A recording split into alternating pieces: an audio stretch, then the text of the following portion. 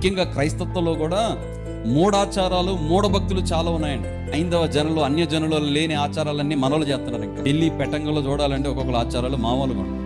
మూఢనమ్మకాలు ఇంకా విడిచిపెట్టలేదు. ఇలాంటి వాళ్ళు పరలోకం వెళ్ళరండి, చెప్తున్నాను జాగ్రత్తగా. పరలోకానికి నువ్వు చేరాలంటే, దేవుని రాజ్యానికి వెళ్ళాలంటే విడిచిపెట్టాలి. నేను దేవుని వాక్యం ఒకటి బోధిస్తుంటే ఇంకోటి చేస్తాను.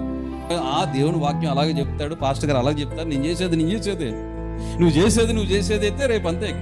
బాయ్ బాయ్ చెప్పుకుంటే ఎక్కడ పోవాలి? నువ్వు వేరే దాటికి వెళ్ళాలి. వాస్తుల విషయంలో చాలా జాగ్రత్తగా ఉండాలి. వాస్తులు చూసే వాళ్ళు కూడా లేకపోలేదు. మన వరదలు వచ్చినాయి కదండి, ఆ వరదలట వాస్తులు చూసి కట్టుకున్నాడు ఇల్లు మునిగిపోయింది, వాస్తులు చూసిన వాడు ఇల్లు మునిగిపోయింది. అదేంటి మతలబ్? ముహూర్తాలు చూసి బయలుదేరుతారు, మధ్యలో ఏమవుతాయి? ముహూర్తాలు చూసి తాళగెడతారు, మధ్యలో పెడాకులు అవుతున్నాయి. అవ్వకూడదుగా. మరి వాస్తులు చూసి కట్టారట, హైదరాబాద్ మొత్తం కూల్చిపడేశారు, మొత్తం ఇల్లని. హైదరాబాద్లో కావాల్సింది వాస్తు కాదు, జాగ్రత్త. ఇలాంటి మూఢ ఆచారాలు ఇంకా అజ్ఞాన కాలంలో మీరున్నారేమో, జాగ్రత్త గ్రహించండి.